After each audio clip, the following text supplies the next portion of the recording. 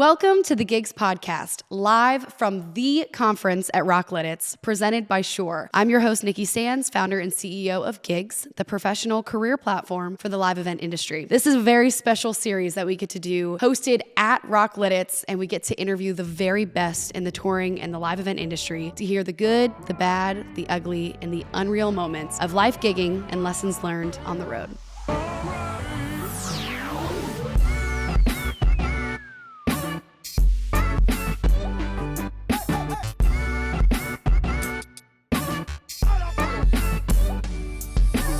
I am so excited to welcome Kelly Clague, Senior Vice President at EMCO, where she oversees the career of Tim McGraw across music, film, branding, and partnerships.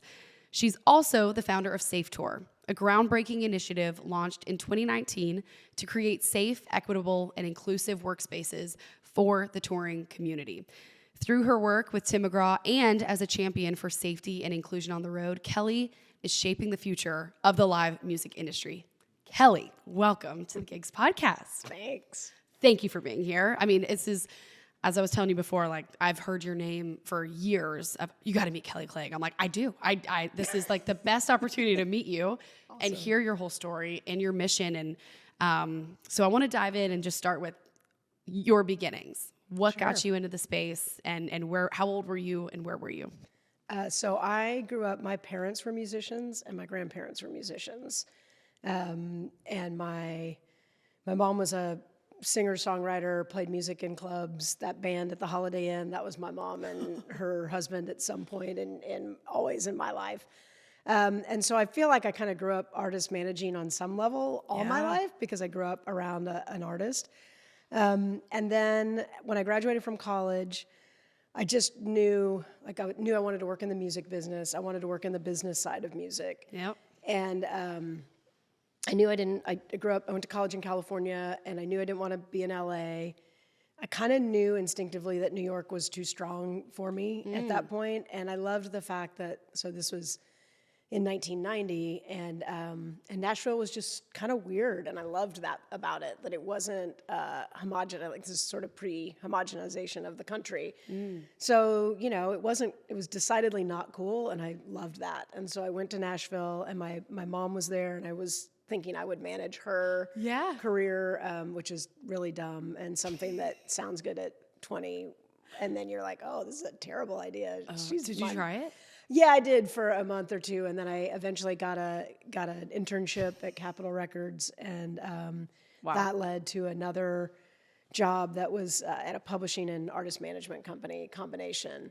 Wow! And then I just, like I've always said, I felt so grateful that I've kind of almost always worked for management publishing company combos. So songwriters were always around, and artist managers were around. So I never got disconnected from the music itself in my management journey, and always grew up around really strong song people, which was great. Well, truly grew up with strong people.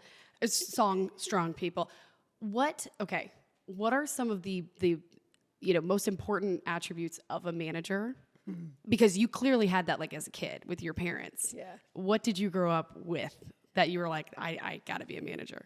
Well, I mean, first of all, managers are the biggest bunch of codependents you'll ever meet. Like, we all want to just organize the chaos. I got this.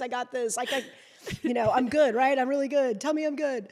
I think I have a genuine love for artists. Yeah. Like, true artists. I just, there's just something like I feel like I know that they can do something I can't do, that they can reach something that I can't reach. And I also know they need structure around them to help that energy and that creativity be as productive as it can be. Right. And you can be commercially successful, you can be successful in other ways as an artist. Like, it doesn't have to equal money. At some point, art for art, money for pizza. Like, at some point you've got to eat. But my mom, on my mom's side, my mom never, she didn't get the record deal. She didn't get some of the things she wanted as an artist, but I also saw all these other things she did where she took her music into handicapped communities. She took her music to other countries. Like she was hugely successful, but not in a traditional way, right? And so I think for me, I really do love artists, and I really do value what that brings to us in our world, in our lives. Oh, that just gave me chills. That's too cool. Okay, so you are at an artist management / publishing agency. How old were you at this point? Oh God, 23. Okay. And what kind of artists were you managing? The first company I worked with managed Joe Diffie. Oh, nice. Yeah, and so that was like, I was keeping a lot of calendars and just kind of getting to know. I was like probably the youngest one there, and I knew how to operate a computer because I just got out of college, so I was rocking that Commodore 64 like a champ and making calendars and heck yeah, answering the phone, and that management company signed Tim McGraw. Whew. Pre-hits, pre-anything, and then we were all sort of young and wanting to. Tim had a really distinct vision, a long-term vision for his career, and those of us in the company that were working around him also shared that vision, and I just kind of say, like, we all just took off in a Scooby-Doo van and flew back on a private jet. Like, I don't know, like it was just, I'm very, very fortunate to have been a part of a really, but to stay a part of it too. How many years has it been with Tim? Well, I always say, when it was around 20, I love to say that it was 20 because it felt like such a badge of courage. But like to be in the business, like, oh, I've been doing this for, now I just say a long time. Okay. You don't want to work with a 35-year-old and tell him you've been in the business 30 years. You're like, oh, that's terrible. Yeah, you're 35. Come on. That's a great. That's wow. So, okay. So you then got to see, obviously Tim McGraw, superstar in not only music and touring, but cinema and and so you're helping at what point? So I'm assuming kind of day to day with Joe Diffie. At what? No. Oh no, Full manager? You're giving me way more credit. No. I was like a scrub. Like, okay. I was answering phones. Okay. We were all nothing. Like that's how we all got to be like in the same team. Like Tim had no hit. I answered the phones. None of us had one of the guys in the publishing department. I had a can of this and he had a chicken and I had 4 beers and we would get together. It was like this was early 20s, no money, everybody just working to get there. Dang. Yeah. So it was, this was a long time ago. Okay. So take me through that progression of, the rise of a star. If you. Yeah. I think, I've always been in a supporting role to, we sort of left there, formed a new management company.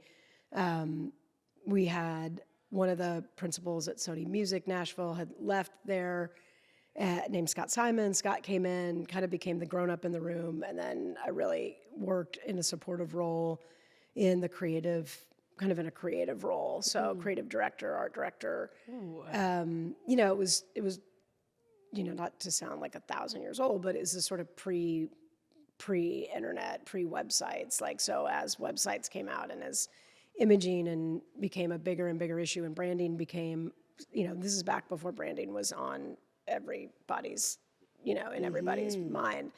So I really just took a strong role there because that was a really natural fit for me. And, to Tim's credit and to Scott's credit and, they just allowed me to grow into the spaces that I could grow into and that I could be effective at. And those were spaces that I really enjoyed. So, well, that's creative as hell right there. Yeah. You're saying, I like to organize the chaos, but you are an artist yourself. You might not want to be singing and creating the music, but you're creating the brand, the artistry of it. Yeah. Whoa. Yeah. It took me till I was about 40 to understand that. Thanks for pointing that out early. No. Yeah. No. Yeah, I did. And I was like, oh wait, you get paid to be creative too on some level. So maybe you are creative. Yeah. I mean, it's before too, like now if you go to college for marketing or brand, whatever it is, how to build a brand sheet or it's now it's a science. Right. But you guys were doing it before that was even established. Especially in Nashville. Yeah. What was the hardest part of that phase of life, or was it so fun? You know, I've always been pretty grateful. You know, I know that it can work out in a lot of different ways, and I think it's just hard. Like, it's hard to be a woman in your 30s. You know, you're not as far as you. I mean, it's hard to be it's just hard to be in your mid 30s anyway. I think for women, you have the added pressure of, like, you know, marriage and children, and, you know, your clock and your family, and, like, all these other things that you want. And then if you're career minded, you also like, you share with men sort of this thing of, like, am I as far as I want to be? I thought I'd be further by now. Like, I think like not every 35-year-old now. I mean, the workforce is so different, and there's so much more entrepreneurial space because of social media. But yeah, like, I think when you're 35, you're really in just the grind, right? Yeah. And like when you're in your 20s, it's so much more romantic. And then you're like 35 and you're like, wow, this is just a grind, people. Yes. And then the burnout finally hits. Yeah. And you have to kind of, I feel like it's like you have to, if you're going to stay on the same team, you have to rededicate and, like, find, you know, if you're, you know, I've been really fortunate. Tim is so broad in his vision that, you know, it stays interesting. So it's a book, it's a movie, it's a, you know, it's like it's TV show. What was that? media company. 1883. That was such a good show. And I had no idea it was him. And Faith. Yeah. Anyways, not to be, I was like, what a great show. But okay, sorry. And a media company. Can you talk through kind of, I'm going way too fast. So you're with that. What then birthed MCO? So we all scattered for a few years. I left I left around 2008 maybe. And I literally just completely left the business and went on a walkabout to another country and stayed absent for a few years. Wow. And a few years. Yeah. Did when did that, burn You out know, hit? I looked up, I was almost 40, and I was just, my whole life was work. My whole identity was work. Yeah. And I just, in retrospect, it sounds romantic to leave. Like, in retrospect, I'm like, wow, I also could have just, like, taken a break and come back. like that. It's a pretty severe way to leave the country. Is a pretty severe way to fix burnout. But yeah, that's all I'd been doing since I was very young, and I was really grateful. And the way I describe it is, like, I sort of looked up and I was that hag that I didn't want to work with when I didn't want to be the hag that I didn't like working with when I was in my 20s. I had a lot of appreciation for, where we had all gotten to, and I didn't want to turn on the people who had gotten me there. It was like, okay, it's like I'm burnt and I need to leave. And so I left. Wow. And where did you go? What country? I went to Mexico, and then I went to Panama. Wow. And then I came back in 2012 and came back in a creative role for Tim. Oh, wow. And then MCO started in 2014. So I love the phrase, everywhere you go, there you are. So when you try to escape the road or music, or you're still that, it's still here. So you might be in Panama and Mexico. In that time, like, what helped you become yourself again? That's a great question. I had a counselor at the time tell me, she said, I understand that in your job as a manager, you pre-produce everything so that there's no surprises. And if you're really good, like, there's no surprises, right? Like, that's like, we pre-produce every step, every light, every, and I mean, years ahead. Yeah. And she was like, life isn't like that. Like, life is full of surprises, and life is messy, and you can't pre-produce your life. Like, you have to go live it. And so I was like, oh, okay. That's interesting. Wow. Maybe I'll try that. Maybe I'll. I was like, I guess. And it became messy then, I'm Yeah, sure. it became messy. Yeah. And the other thing in this business is just like, we just love to make everybody feel like, oh, you're so lucky. Like any shred we give you, you should just, kiss the ground. And like, there's no other world to be in. And it's like, that's just bullshit. Yeah. There's plenty of other worlds to be in. There's plenty of other ways to be satisfied and content and happy. And like, yeah. And yet you came back to music. Yeah. I'm a sucker.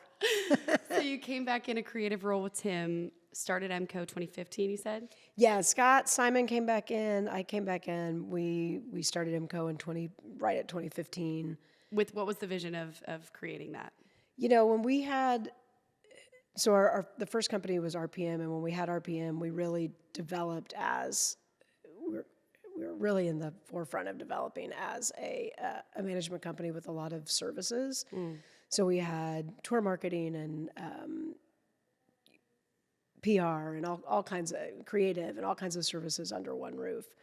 Did you have publishing too? We had publishing, we had go. a studio, we had everything. Yeah. Wow. And so when we came back as IMCO, we really came back with just sort of a vision of like, we're going to do this as a startup. Like we've been the big management company with assistants and departments and all this and multiple artists. And like at that point, everybody had grown. Every record label had tons and tons of artists. Every management company had tons of artists. Yeah. So we said, we're going to come back like a startup. No assistants, no phones, none of this, just like it's us and a table, and we're going to add people as we need them. And we really developed more as a marketing company.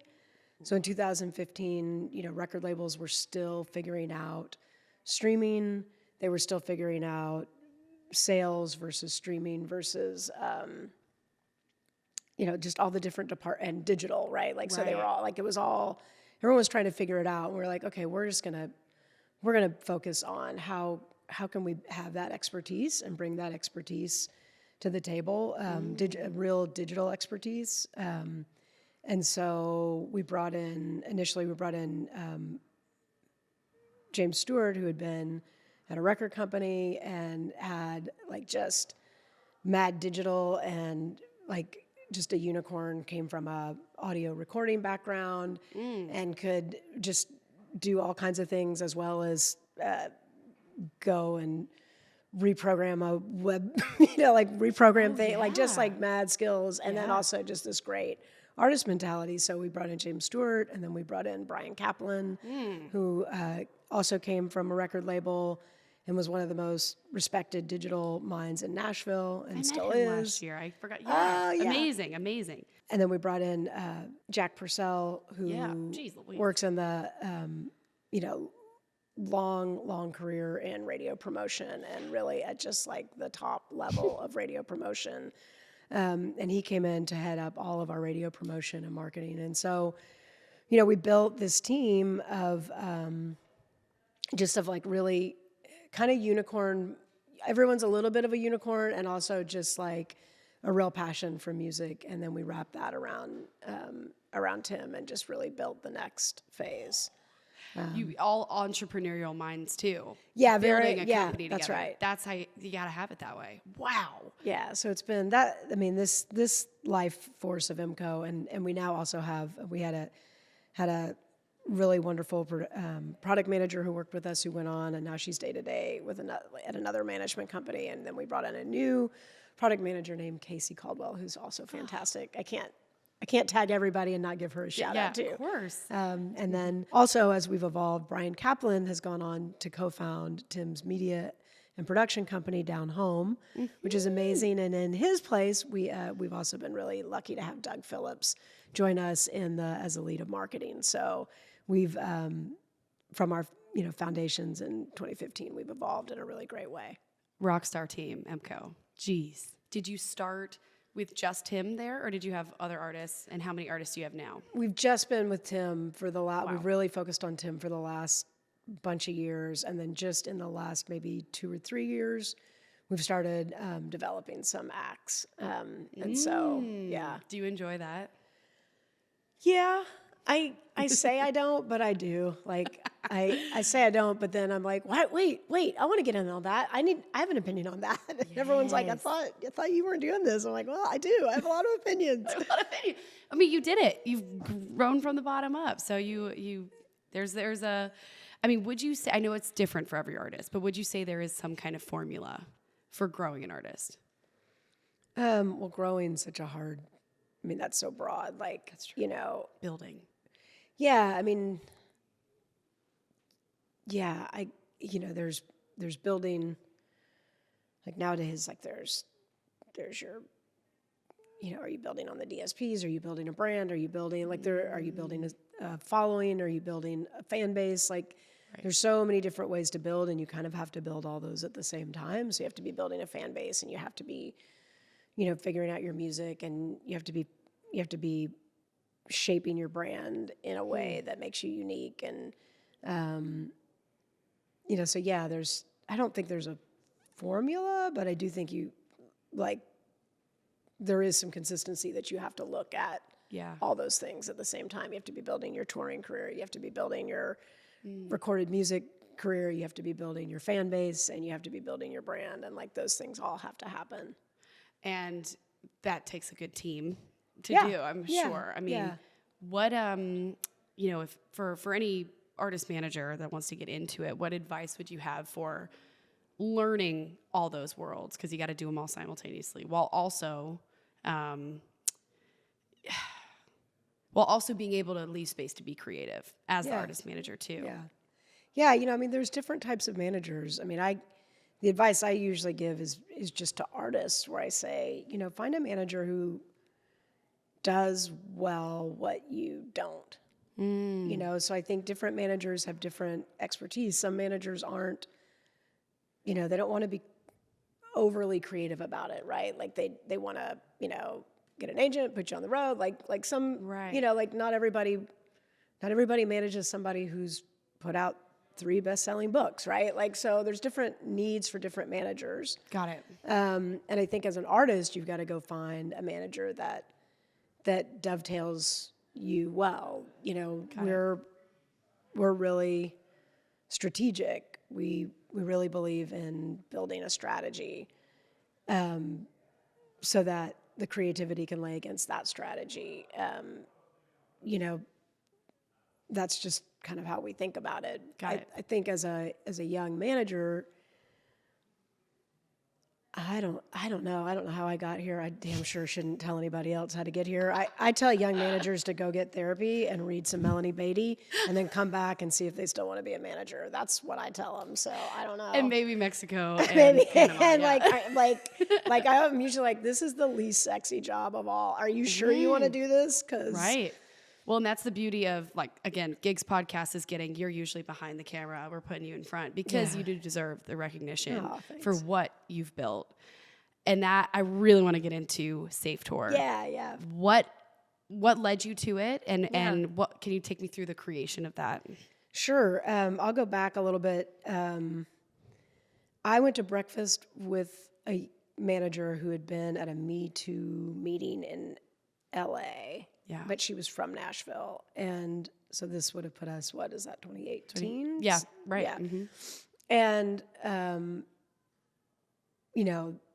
there was just all this shift. I mean, even in my generation, I feel like all of these things that had been normal were suddenly being pointed out as abnormal. Yeah. And we were just talking about the music business and what could be done in the music business. And at the same time, I was having conversations with a friend about active shooter training. And I believe this was post-Vegas. And so there was a lot of conversation about training crews and tours on how to react if something were to happen in the arena or at a festival. And part of what that conversation was about teaching the team some protocols. So, taking the time to sit down, train everybody on, you're not on the NCIS, Like, you're not on television. Like, here's your best thing. Don't go back for your friend and be a hero. Run, like, run. Don't fall to the ground. Like, all the things that, like, you know, I didn't know. Like, I don't know what you do, right? And I was like, and those two conversations really melded where I was like, wow, you know, we build protocol for everything on tour. And there's a protocol. Like, we have a system for passes. We have a system for guests. We have... advancing. We have advancing. We have a system.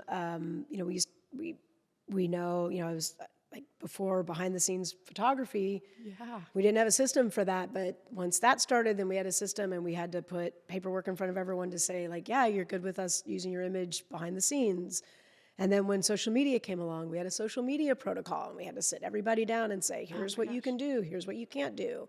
So it's not, you know, this idea that like we can't add things is not true. We have added things, and we've added, as the world has changed, we have added protocols to keep up with the world. So I really sat there, and I was just like, you know, one thing that we could really do for this industry is put some basic protocol in. And how is it that we've never offered training on, like, any kind of basic training on groups of people who sleep a foot from each other and wake up, you know, in the same tiny little space together with their coworkers? Like, we've not, like, it was just unbelievable to me. And, you know, I've been really fortunate. I've been just, like, I've worked around great people my whole career. I've walked in a certain amount of power because I've been around since the beginning, because I was the only girl, so all the guys were protective of me, you know. So I walked in a lot of like, I've just been really, really lucky. Yeah. And yet I've been around touring enough to know, and also was in the music business in 1991, so I also know, like, You saw it. the bullshit that goes on. Yeah. You know, like those years. So I was also just like, okay, here's something we could do. Here's something that's actually really like don't go to a meeting. Like, this is actually something that could affect change. Yeah. And because I had been in a position of working on the creative, I'd always gone back and forth between tour and the management office. And my natural nature is to bridge, whether it's creative and artists or, you know, the road and our management office. Like, I've just always, like, I have such a love for our road team and what they do and the lives that they lead. And, you know, they're so skilled and they're so awesome at what they do. And it's like, man, you know, we can build a better system here. And this is something I could give back to an industry that's been really good to me. And I just thought, man, this is doable. Yeah. And also, apparently, I'm super naive because it's way harder than I thought it was in that moment. But I can't even imagine.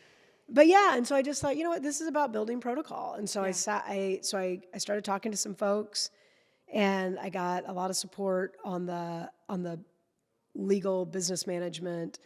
You know, lawyers were like, yeah, duh. Business management was like, yeah, you know, everyone who's worked in a corporate environment has had to watch the videos and has had to do some basic training. And I've always worked in a small management environment, so I never worked in an environment where we had to do the videos. Right. But I also knew it was a culture shift. And I was like, you know, the video with, like, the girl and the woman in the big shoulder pads standing at the copy machine, like the bad 90s, you know, harassment videos. I was like, that's not going to get it. So I just started watching everybody's videos, you know, HR videos. This is also, though, like, a woman coming in to be like, hey guys, you know, like, I know you have this culture on the road and we need to change. I can imagine the pushback and the, like, no, that's a cute idea, but let's just, we're good. And also, like, then we, you know, it's I think a lot of crews initially pre-2020, Yeah. which I think is pivotal. Right. Pre-2020, there was a lot of but we haven't done anything wrong, Yeah. right? It felt punitive. And it's like, no, our culture's shifting. Like, it's not, and then I think coming out of 2020 and into 21, what I found was a lot of production managers and vendors saying like, hey, everybody, we're having trouble keeping a workforce because there's a generation gap here. Yep. And this notion that like, you're lucky to be here and we'll treat you however we please is not working. And also, how do I handle this? Like, I've never had this many women in my crew, and I've never had this many people of color hired. And I'm kind of used to it with stagehands, but I'm seeing a shift in our stagehands, and I'm seeing a shift in our balance. And, so there's just been some practical need to change up the protocol. So that's where I really see, like, in the last 2 or 3 years, and especially this year, I mean, you saw it at the keynote sessions here yesterday. And Adam Davis from Tate was just so articulate about how he explained some of these things of like those of us in our, I'd say 45 and above, but like especially in our 50s, and you heard some other tour managers speak about it. Like, we've lived in those years, and we've had to change some of our jokes and some of our things. Like, we understand there's a time, like, we have to evolve. And, there's also this world where there's no, what makes touring so interesting is that you have all these experts come together under one artist to put on an amazing show. But it also has like diluted responsibility. Ooh. So, is it on the artist? Is it on the vendor? Is it on the tour manager? Is it on the manager? Like, who's responsible to help fix situations? Who does the lowest person on the crew go to if they're getting harassed on the daily? And can they without? Is there protocol? Nope. And every tour is different. So it's really, it's like the power structure is different. So there's not one easy solution. We're still working on what does that look like. Well, and when there's not a system where, like, if you get that gig, you're not going to do anything to jeopardize that gig, even if you're not being treated or feel safe. Like, you don't want to speak up and then be blackballed or whatever it is. Right. Especially because there is no safe protocol, right? And you're living around these folks, so you also don't want to be that person. Social. Yeah. Mm-hmm. So, I mean, really what we did is we ended up partnering with a company called Right to Be to build a training. And Right to Be does a lot of bystander intervention. And they have developed a program over nearly 20 years. They were working with L'Oreal and, alcohol companies, people that were more in spaces like ours. Yeah. A little cooler, a little different hours. Like, this wasn't, somebody doing HR videos for IBM, right? Like, this was like, does IBM even exist anymore? Yes. Yeah, okay, sorry. And so I was like, okay, hang on. Like, this is it. Like, this is a culture shift video. This isn't just a check the box video. And so I reached out to them, and they were really interested, and we worked together to build an 1.5-hour training for crews to sit and watch that is that's based in bystander intervention. So it's based in an idea of like giving people the tools to diffuse situations amongst themselves. So less about who do I go to report the thing, that has to exist, but like also like how do we just get along better? What are some skills to like, the one person who tells the bad joke that honestly we don't really think is funny anymore? Yeah. How do we do that? Like it's not about, calling everybody out. It's really just about like, checking on the person who is the butt of the joke. Yeah. Making sure they know they're not crazy, that they were seen in it. It's about maybe diffusing that joke with some distraction, like just changing the energy in the room and being like, hey, can you help me move this case? Like we're not giving you the power and the energy to keep telling that stuff. And then maybe someone who's really good at being direct can come up later and go, dude, like, I know it used to be funny. It's not landing anymore. I love you, but it's not landing. Yeah. Right? Like, or it lands, or I love you, but you know what? that person's 25 and it does not land the same. True. You're looking like an old fart Yeah. instead of like someone to respect. And you're so respectable. Don't do it. Yes. Just stop doing that. That's such a nice way to shame someone, to shut the hell up. Yeah. I love you, but you're but embarrassing yourself. Yeah, actually. like stop. No, but just but stop. it's out of love, which is important. Yeah, and it's also just like, like we're all, like I think everyone wants to make it into all these other things, but like also like everybody wants to be, Yeah. like old people want to be cool, Yeah. right? Like, like this is not about, this is not about, oh, I don't even know what to say anymore. It's like, yeah, you do. Yeah, you do. And, Yeah. it's the insecurity that comes out to draw that. And so, I can imagine that also, it's not just the bystander. It's like leadership. How does everyone feel included from the start so that these like insecure moments don't happen as often, or, people just feel inclusive from the tour in general. Right. So how are you getting this out to people to start including in their tour training? It's been slow Yeah. over the last few years. We started with the idea that we really had to evolve how we look at it. We started with an idea that artists would adopt it. But what we found was that as social media became more polarizing and full of bots and more hateful, that artists can't win. Like, Yeah. it's not, it just puts like, okay, they can do it. And then I kind of also, as we came through 2020 into 21, 22, it's like, also, I don't need an artist to tell me that all their crew wears a helmet or that what their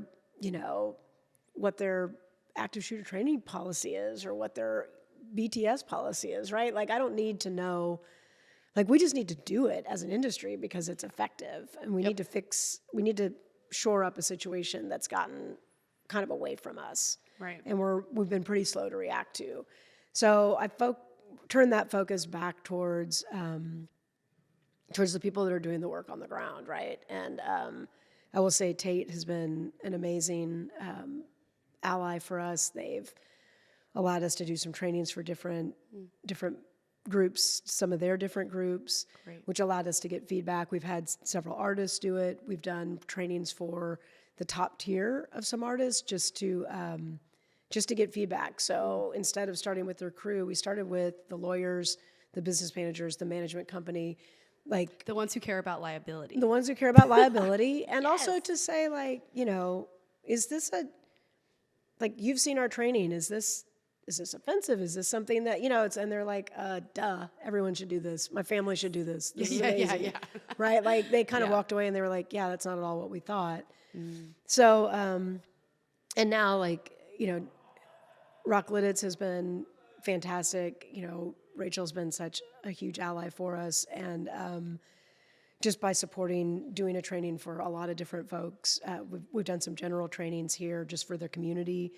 That's been really helpful because we just, every training we get great feedback. And the feedback we get is that this is awesome. And this isn't what I thought it was going to be. These are good skills for my team to have to make them more effective with each other. I have so many ideas. I want to do. I would love to. We'll talk after this. But like to make this available for anyone on gigs to be like SafeTour verified. Yeah. Get that. You do the training and just do you the have training, that check get mark. some skills. That's Yeah, amazing. and the hard part is, it costs money to do trainings, and in the music business, you've got record labels and some of the music business folks who say, well, we're all music business. We're not just touring. And then so you got to kind of go look at the touring Right. business to look for folks who are willing to support. Yeah. And there has been tons of support. We've had, we started as a coalition and we've gotten buy-in from a lot of great folks, the business management, Flood Bumstead, FBMM, Oh, yeah. amazing. We've had their support. We've had Live Nation Women. So cool. Shout out to Allie Harnell for her love and support. Oh. So yeah, and then also we got support on the other side. The Human Rights Campaign has stepped in to support us. We've Right to Be, who is the backbone of our training. They were all like, yeah, this is great. And they're there for us to call and ask questions. Are we doing this right? One of the reasons we loved partnering with Right to Be on the training was we wanted to make sure we weren't filled with our own blind spots. Ooh. We wanted someone who's doing nothing but that. Ooh. So yeah. And you got the cool approval. Yeah, we got the cool approval. This is gonna work. Yeah. Or it's working.